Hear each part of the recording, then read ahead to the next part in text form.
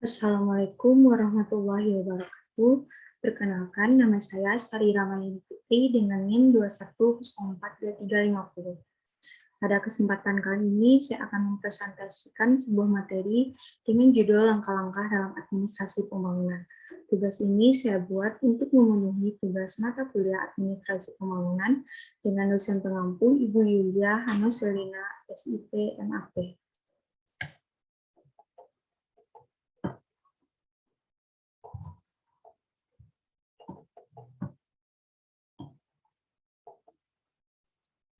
Administrasi pembangunan.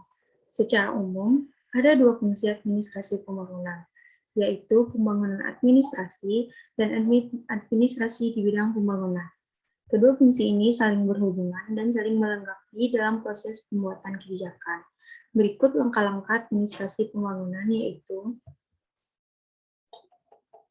yang pertama, penumbuhan motivasi untuk membangun.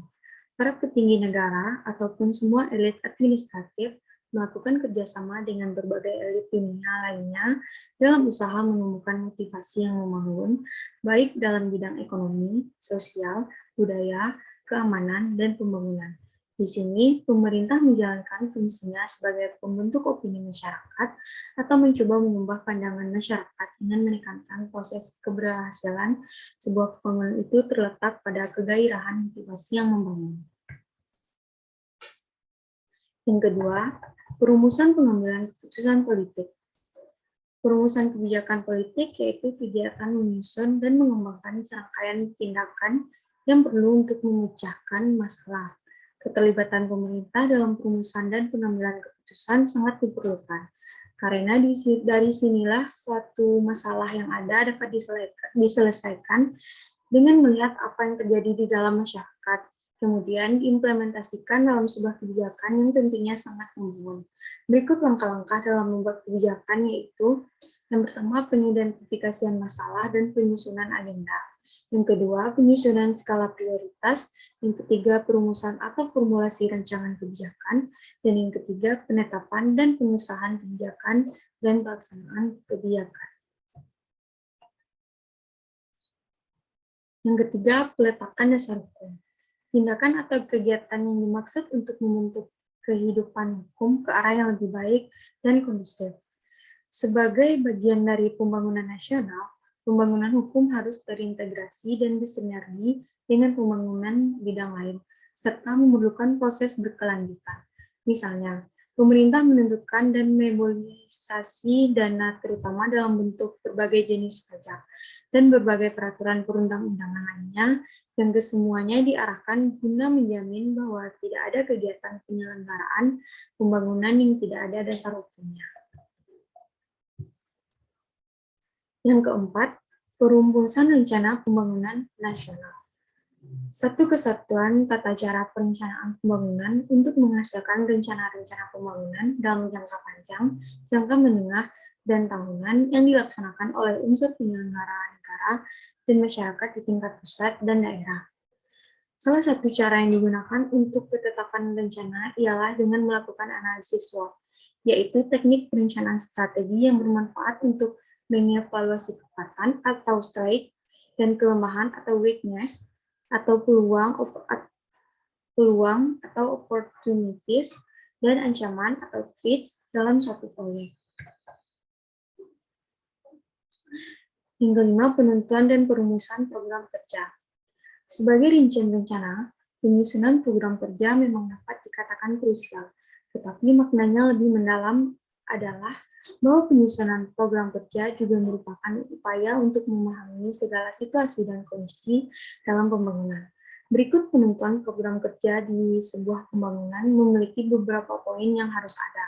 Di antaranya menetapkan tujuan yang jelas, menetapkan tenggang waktu, menuliskan rencana tindakan untuk mencapai tujuan pembangunan, melakukan pengorganisasian atau pembagian kerja, dan menyiapkan evaluasi terhadap setiap perencanaan.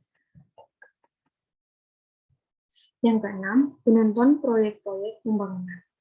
Kegiatan proyek pembangunan dapat diartikan sebagai suatu kegiatan sementara yang berlangsung dalam jangka waktu terbatas. dengan alokasi sumber daya tertentu dan dimaksudkan untuk menghasilkan produk yang kriteria mutunya telah digariskan dengan jelas. Penentuan proyek pembangunan perlu mempertimbangkan hal-hal sebagai berikut. Yang pertama, terdapat kecenderungan birokrasi pemerintahan untuk memproyekkan sesuatu kegiatan yang sesungguhnya merupakan kegiatan rutin. Kecenderungan ini diakibatkan sering timbul penghasilan para pelaksanaannya bertambah dengan adanya penanganan proyek. Yang kedua, berbagai proyek pembangunan dilaksanakan sendiri oleh pemerintah dengan berbagai alasan dan argumentasinya. Dan yang terakhir, banyak proses pembangunan yang diserahkan pada pihak lain. Langkah yang ketujuh yaitu implementasi rencana dan program kerja. Rencana implementasi adalah dokumen yang menguraikan langkah yang harus diambil tim untuk mencapai goal atau strategi bersama. Perencanaan implementasi merupakan pendanaan rencana strategis. Dalam tataran praktis, implementasi adalah proses melaksanakan keputusan dasar.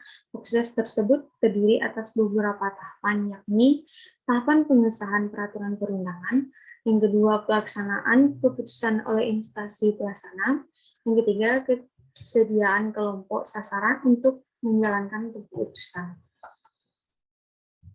Dan yang kedelapan adalah penilaian hasil yang dicapai. Tolak ukur yang diukur dalam keberhasilan pembangunan adalah produktivitas masyarakat atau produktivitas negara tersebut setiap tahunnya. Menggunakan istilah ekonomi, produktivitas ini diukur dengan besarnya GNP negara yang bersangkutan. Faktor-faktor yang mempengaruhi keberhasilan pembangunan ekonomi di suatu negara yaitu tanah dan kekayaan alam lainnya, kualitas tenaga kerja, kepemilikan barang modal, tingkat teknologi yang tinggi, sistem sosial yang ada di negara tersebut. Dari faktor-faktor tersebut, faktor sumber daya manusia merupakan faktor yang paling utama. Dan yang terakhir, mekanisme umpan balik. Umpan balik merupakan mekanisme pengaturan terhadap suatu sistem fisik yang dilakukan sedemikian rupa sehingga mekanisme ini berusaha untuk mempertahankan keadaan tertentu dari sistem yang dikendalikan.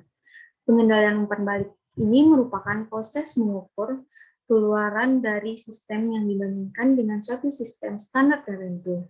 Bila mana terjadi perbedaan-perbedaan akan dikoreksi untuk memperbaiki masukan sistem selanjutnya. Baiklah, mungkin hanya itu saja yang dapat saya sampaikan. Jika terdapat kesalahan, saya meminta maaf. Terima kasih. Assalamualaikum warahmatullahi wabarakatuh.